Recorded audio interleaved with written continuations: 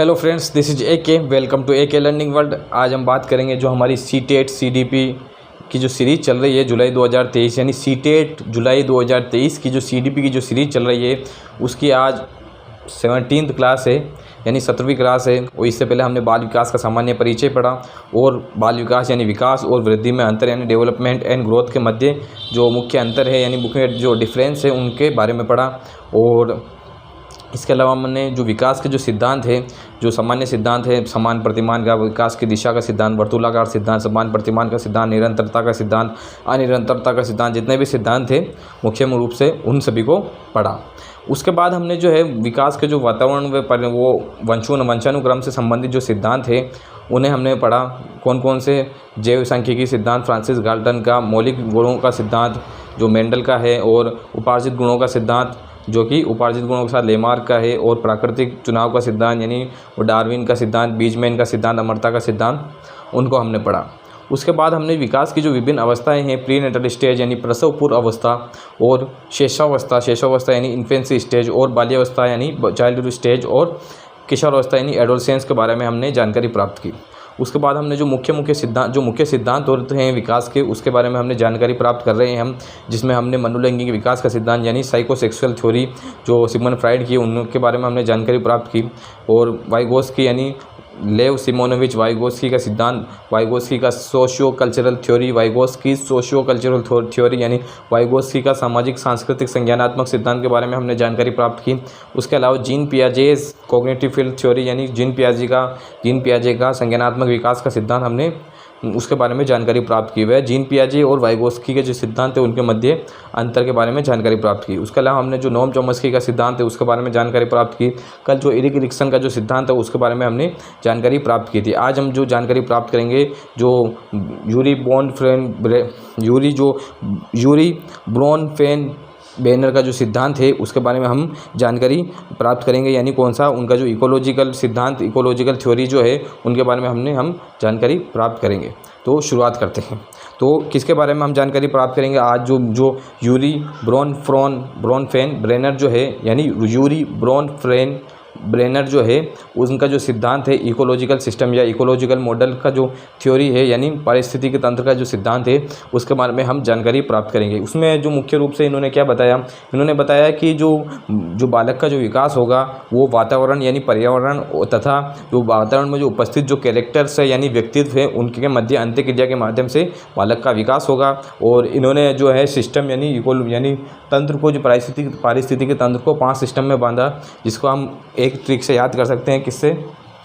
आगे बताएंगे। मम्मी मासी तो हमें याद रहता है यानी MMEMC।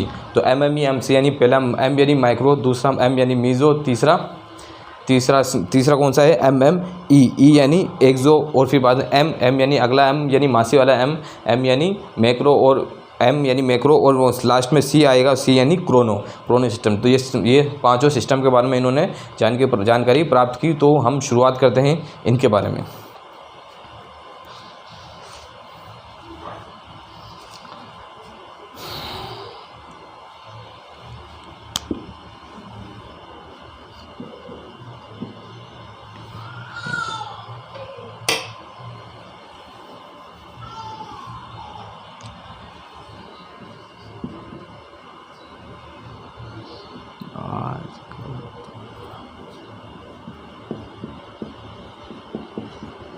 इकोलॉजिकल सिस्टम, 1 मिनट रुकिए।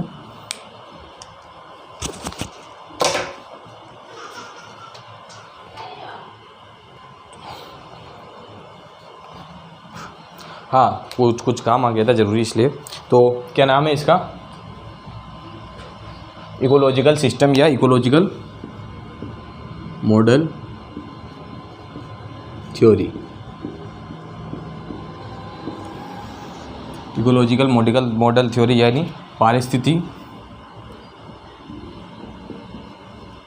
पारिस्थितिकी तंत्र सिद्धांत।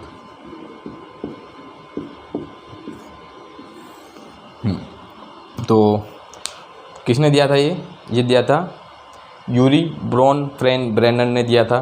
और जो इन्होंने क्या बताया, इन्होंने कहा कि बालक का जो विकास होता है वो पर्यावरण या वातावरण में उपस्थित जो व्यक्तित्व होते हैं, अलग अलग जीव जंतु जो होते हैं या व्यक्तित्व यानी कैरेक्टर जो होते हैं, उनके साथ जो अंत्यक्रिया इंटरेक्शन होती है उसके माध्यम से बालक का विकास होता है। तो इन्होंने मुख्य रूप से ये बताया, इन्होंने सिस्टम कितने बताए इकोलॉजिकल, 5 सिस्टम बताए। कौन से मैंने आपको बताया था, कौन से? MMEMC मैंने बताया था, मम्मी मासी, MME मम्मी,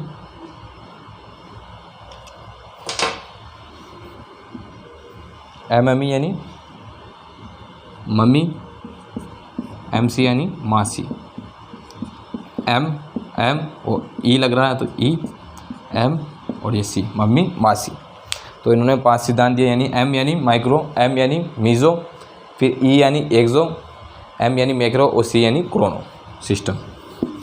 तो इन्होंने 5 सिद्धांत दिए, तो इनके सिद्धांत को समझते हैं। ये छोटी सी थ्योरी है, ज़्यादा इससे क्वेश्चन आता है तो आपको छोटी सी यानी जितने भी शॉर्ट होएगा उतना ज़्यादा से ज़्यादा शॉर्ट करके आपको इसमें पढ़ा के आपको जो मुख्य सिद्धांत है उसको समझा दूंगा मैं। तो शुरुआत करते हैं। अब क्या पढ़ेंगे इसमें, वही जो हमको पढ़ना है। अब देखो पारिस्थितिकी के शब्द सबसे पहले किसने दिया, ये पहले हम जान लेते हैं। पारिस्थितिकी क्या, पारिस्थितिकी, ये पेन ज़्यादा हो रहा है, देखिए।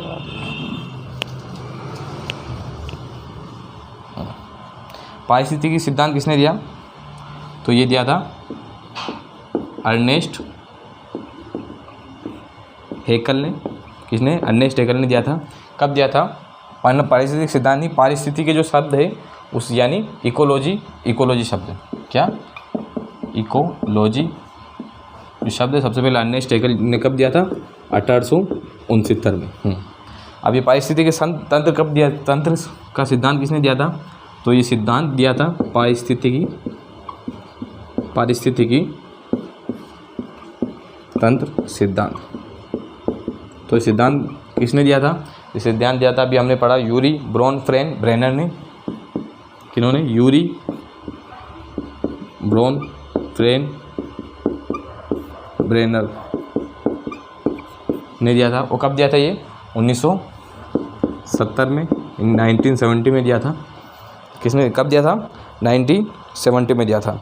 और इन्होंने क्या बताया, इनके अनुसार बालक का जो विकास होगा वो वातावरण व उसमें उपस्थित व्यक्तित्व यानी कैरेक्टर के मध्य अंत्यक्रिया के माध्यम से बालक का विकास होगा। तो ये भी हम लिख देते हैं तो लिखते हैं। तो यूरी ब्रोनफ्रेन ब्रेनर यानी ब्रेनर के अनुसार इसका बालक का विकास वातावरण या पर्यावरण, क्या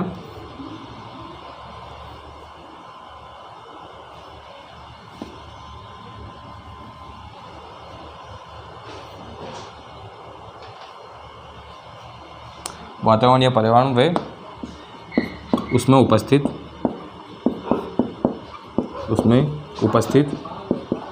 क्या उपस्थित होते हैं, जो कैरेक्टर्स होते हैं, कैरेक्टर्स यानी जो व्यक्तित्व होते हैं अलग अलग जीव जंतु, उसमें उपस्थित व्यक्तित्व के साथ अंत्यक्रिया से होता है। क्या किसी साथ के व्यक्तित्व से यानी जीव जंतु जो भी है उनके मध्य जो अंत्यक्रिया होती है उससे होता है। तो इसको लिख लेते हैं हम, इंटरैक्शन के माध्यम से होता है।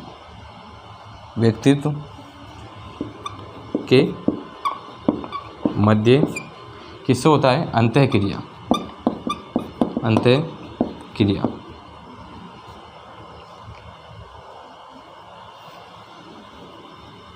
किससे? अंत्यक्रिया यानी एक दूसरे से जो अंत्यक्रिया होती है यानी इंटरैक्शन जो होती है, इंटरैक्शन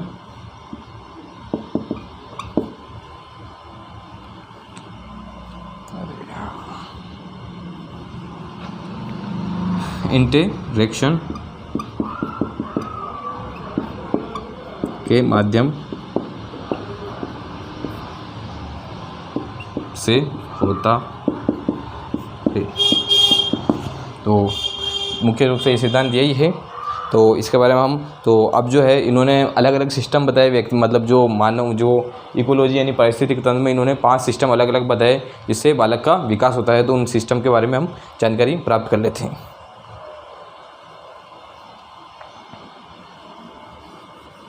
तो आप ये स्क्रीनशॉट ले सकते हो, ठीक है।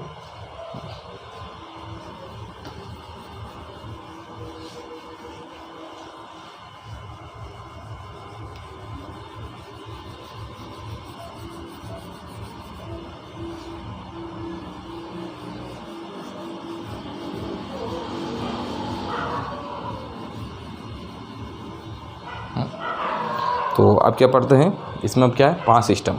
अब इन्होंने कितने बताए पारिस्थितिक तंत्र के, इन्होंने पारिस्थितिकी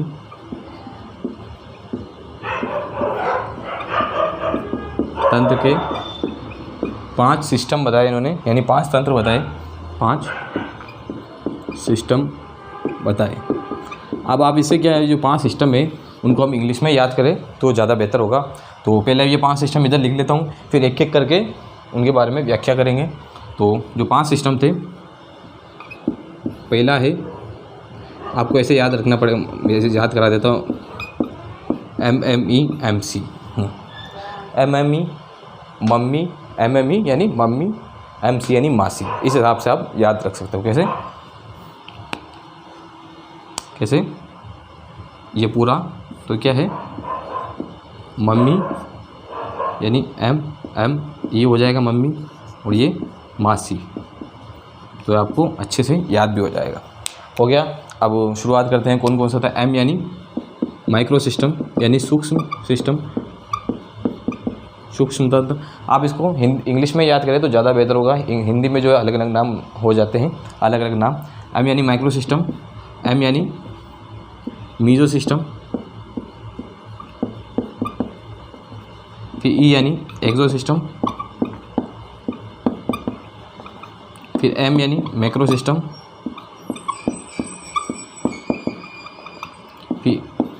फिर जो C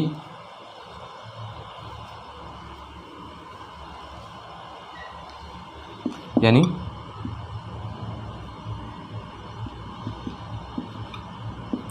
क्रोनो सिस्टम। अब ये 5 सिस्टम होंगे, कौन कौन से, नंबर डाल देता हूँ।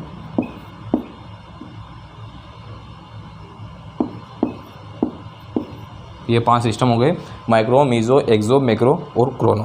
तो आप इस हिसाब से इस ट्रिक से आप याद कर सकते हो। आप इंग्लिश में याद करें तो बेहतर होगा, मैंने आपको पहले बता दिया है। अब पहला हम लेते हैं कौन सा, माइक्रो सिस्टम। माइक्रो सिस्टम में क्या होता है, माइक्रो सिस्टम में वो आएंगे, बालक का विकास कैसा होगा माइक्रो सिस्टम में। माइक्रो सिस्टम में वो होगा जिसमें बालक जो है प्रत्यक्ष रूप से जो एक दूसरे से मिलते हैं, प्रत्यक्ष रूप से जो हमसे मिलते हैं, प्रत्यक्ष रूप से जो बालक का विकास होगा वो इसमें आएंगे। प्रत्यक्ष रूप से विकास यानी इसमें क्या होगा, डायरेक्ट इंटरेक्शन होगी, यानी प्रत्यक्ष रूप से जो अंत्यक्रिया होगी वो इसमें होगी। प्रत्यक्ष रूप से अंत्यक्रिया यानी डायरेक्ट, इसमें क्या होगी, डायरेक्ट इंटरेक्शन होगी। डायरेक्ट इंटरेक्शन यानी प्रत्यक्ष अंतः क्रिया। अब प्रत्यक्ष अंतःक्रिया कैसे होगी, अब इसमें क्या क्या एग्जाम्पल है इसके, जैसे प्रत्यक्ष अंतःक्रिया यानी किससे बालक का विकास प्रत्यक्ष रूप से, यानी सामने एक दूसरे जो देख सकते हैं, एक दूसरे के सामने जो होते हैं वो प्रत्यक्ष होते हैं, जो सामान्य जीवन में काम आते हैं। जैसे माता पिता जो है प्रत्यक्ष रूप से होते हैं, प्रत्यक्ष रूप से मतलब उनसे बार बार उनके माध्यम से हमारा विकास होता है। माता पिता के अलावा जो हमारे पड़ोसी हैं, जो बालक का विकास पड़ोसी, जैसे उनके दोस्त यानी मित्र मंडली है, और क्या है उनके जो रिश्तेदार आदि। तो इनके माध्यम से बालक का विकास जो प्रत्यक्ष रूप से होगा, यानी बालक एक दूसरे से डायरेक्ट इंटरेक्शन के माध्यम से बालक का विकास होगा किसमें, माइक्रो सिस्टम में, इसमें। तो अब दूसरा जो है, पहला सिस्टम ये हो गया। अब दूसरा सिस्टम क्या है,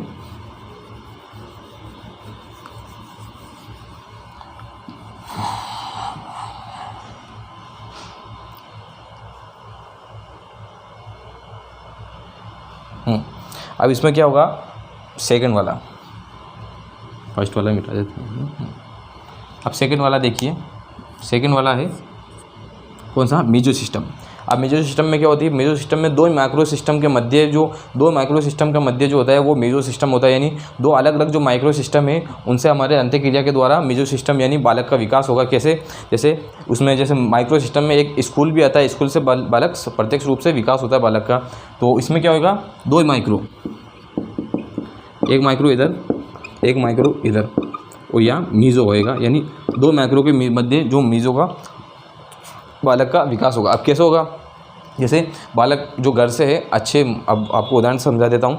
जैसे बालक जो है घर से उसका व्यवहार अच्छा है, घर पे वो अच्छे उसमें पढ़ाई का ध्यान है, उसमें घर में उसमें पढ़ाई का अच्छा माहौल है, घर में उसका माहौल अच्छा, संस्कार अच्छे दिए गए हैं, तो वो स्कूल में भी उसके काम आएंगे, स्कूल में भी उसका अच्छा मन लगा रहेगा, हर प्रतियोगिता में, हर स्पोर्ट्स में, सब में वो पार्टिसिपेट करेगा। तो उससे एक माइक्रो से दूसरे माइक्रो में जो अंत्यक्रिया के माध्यम से मीजो का विकास हुआ है। उसी प्रकार जैसे जो है, जैसे घर पे उसका माहौल अच्छा नहीं है, पढ़ाई का माहौल नहीं है, घर पर जो है अच्छे व्यवहार नहीं है, अच्छे संस्कार नहीं है, अच्छा माहौल नहीं है, तो उसका असर किस पे, स्कूल पे ही पड़ेगा। स्कूल पे भी वो अच्छा व्यवहार नहीं रखेगा, स्कूल पर पूरा ध्यान नहीं दे पाएगा, उसके ज्ञान का निर्माण अच्छी तरह से नहीं होगा, उसका विकास अच्छी तरीके से नहीं होगा। अब इसी का जो उदाहरण है, कैसे, इसी का उदाहरण एक आपने देखा हो, एक पीटीएम यानी पेरेंट्स टीचर मीटिंग। अब पेरेंट्स टीचर मीटिंग भी इसमें मीजो सिस्टम में आती है। कैसे, अब इसमें क्या होगा, पेरेंट्स टीचर मीटिंग में एक तो है घर, एक माइक्रो, दूसरा माइक्रो के मध्य जो अंत्यक्रिया होगी यानी इंटरेक्शन होगा, उससे क्या होगा, मीजो सिस्टम का विकास होगा, यानी बालक का विकास होगा। तो इसमें क्या होता है, दो मीजो सिस्टम से, दो माइक्रो सिस्टम से एक मीजो सिस्टम का निर्माण होता है।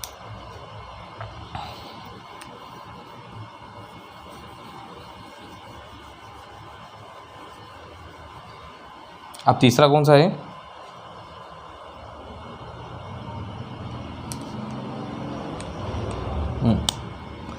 एक्सो सिस्टम।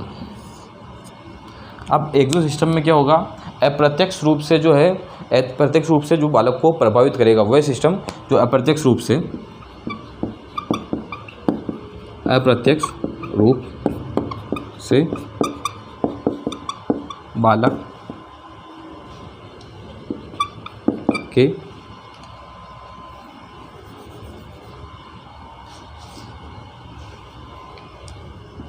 बालक के विकास को प्रभावित करेगा।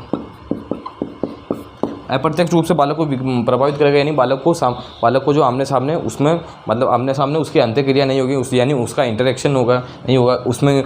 कैसे बालक को इसको प्रभावित करेगा, जैसे अप्रत्यक्ष रूप से बालक को, आप सोचो कि बालक को क्या प्रभावित करता है अप्रत्यक्ष रूप से। जैसे जो माता पिता की जॉब है क्या है, माता पिता की जो कार्यस्थल यानी जहाँ वो जॉब करते हैं, यानी माता पिता का कार्यस्थल कैसे प्रभावित करेंगे। माता पिता के कार्यस्थल में जैसे ज़्यादा माता पिता कोई ज़्यादा कार्यस्थल में, यानी उनकी नौकरी में ज़्यादा टेंशन है, यानी वहाँ पे ज़्यादा वर्कलोड है, तो उससे बालक का विकास प्रभावित होगा। बालक का विकास अच्छी तरह से, अगर उनको समय नहीं मिला बालक को, तो वो प्रभावित होएगा, यानी उससे बालक का विकास अच्छी तरह से नहीं होगा। यानी कहने का मतलब, जैसे बालक को, जैसे उसके बालक के माता पिता को उनके बॉस ने डांट दिया, तो वो अपना गुस्सा होगा, तो घर पर आकर वो गुस्सा किधर न किधर निकल सकता है, तो वो क्या होगा, वो बालक का विकास उससे प्रभावित होगा। जैसे बालक का जैसे माता पिता कोई गवर्नमेंट सर्वेंट है, तो उनका जो तबादला होता है, यानी तबादला यानी जो ट्रांसफ़र जो होता है, क्या होता है, ट्रांसफ़र भी प्रभावित करेगा। जैसे बालक एक शहर में रहता था, उसका ट्रांसफ़र हो गया उनके माता या पिता का, तो उसको दूसरा शहर जाना पड़ेगा, दूसरे दोस्त मिलेंगे, दूसरी स्कूल मिलेगी, तो वहाँ के बालक अलग अलग व्यवहार मिलेगा, अलग अलग संस्कृति मिलेगी, अलग अलग जो है अलग अलग स्कूल का अलग अलग व्यवहार बढ़ेगा, अलग अलग जो लेवल मिलेगा पढ़ाई का भी, तो उससे भी बालक प्रभावित होता है। तो ये क्या है, कौन सा, एक्सो सिस्टम, जिसमें क्या अप्रत्यक्ष रूप से बालक के विकास को ये प्रभावित करता है।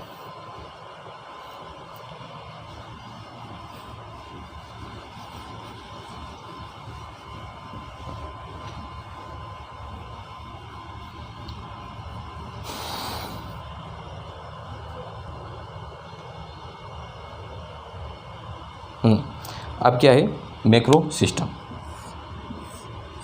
अब मैक्रो सिस्टम में क्या आएगा, मैक्रो सिस्टम में वो क्या आएगा, बालक को कौन मैक्रो सिस्टम में क्या प्रभावित करेगा, मैक्रो सिस्टम में क्या होएगा, जो हमारे संस्कार है, संस्कृति है, जो हमारा समाज है, देश के नियम कानून जो है वो बालक को प्रभावित करेंगे। यानी बालक एक जो है, बालक एक जैसे यहाँ पर है तो यहाँ के जो नियम कायदे वो अलग है, यहाँ थोड़ी सी हमारे नियम में कायदों में इतनी सख्ती नहीं है। अब यही अमेरिका चले तो जाए तो वहाँ थोड़ी सख्ती है, और जैसे सऊदी अरब चल जाए तो वहाँ बहुत ज़्यादा सख्ती है। तो वो अलग अलग क्या है, सख्ती अलग अलग जो है देश के कानून के अनुसार उनको बदलना पड़ता है। जैसे यहाँ पर है आप रिवॉल्वर यानी बंदूक नहीं रख सकते, अब जैसे अमेरिका में बंदूक रख सकते हैं आप अपनी जान के लिए, मतलब अपनी सुरक्षा के लिए। तो अलग अलग जो है वहाँ का सिस्टम जो है बालक को प्रभावित करता है। जो क्या है यहाँ इसमें क्या है कि संस्कृति, समाज और क्या होगा, देश के नियम कानून वो बालक को प्रभावित करेंगे।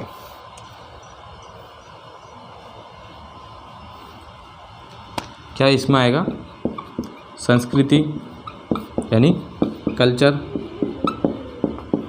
समाज, और क्या है, कास्ट और देश के नियम, देश के नियम जो बालक को प्रभावित करेंगे। तो आपको समझ में आ गया होगा मैक्रो सिस्टम। तो अगला वाले सिस्टम पढ़ते हैं हम, क्रोनो सिस्टम।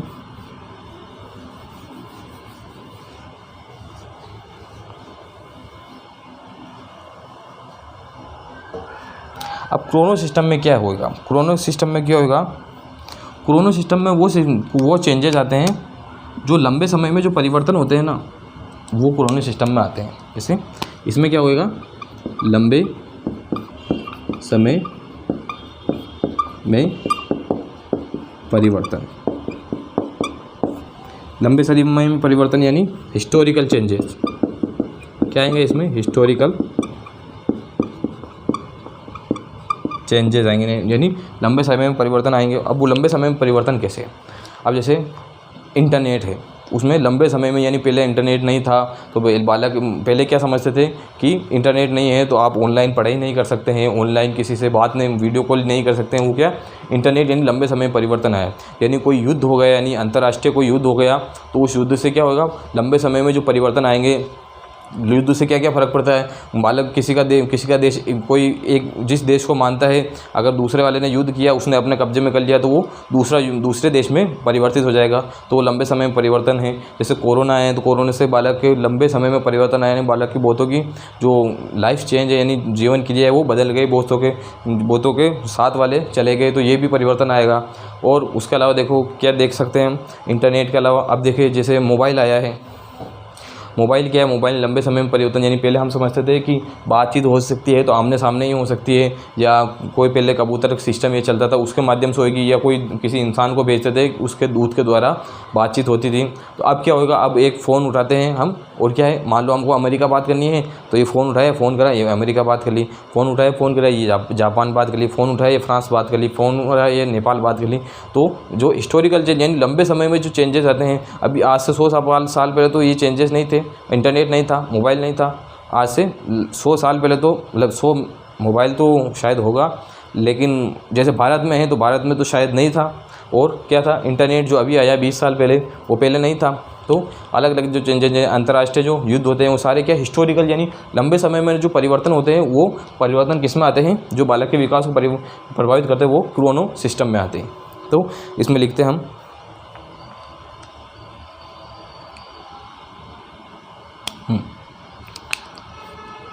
अब इसमें क्या है, क्या आएंगे, जैसे मोबाइल, इंटरनेट, और क्या, लंबे समय में, यानी लंबे समय तक माता पिता साथ रह रहे थे, एकदम वो अलग अलग हो गए, यानी तलाक हो गया, माता पिता का तलाक।